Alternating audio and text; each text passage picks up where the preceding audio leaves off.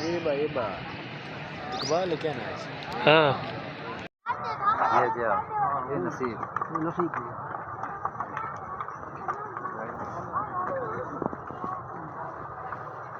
ये तो भाव अच्छा नहीं है ना ओके ये पहले क्या होना लग गया करे वो तो हट भी जा हां कहीं देसी तो कहीं है भी सारे नीली रावी है नीली रावी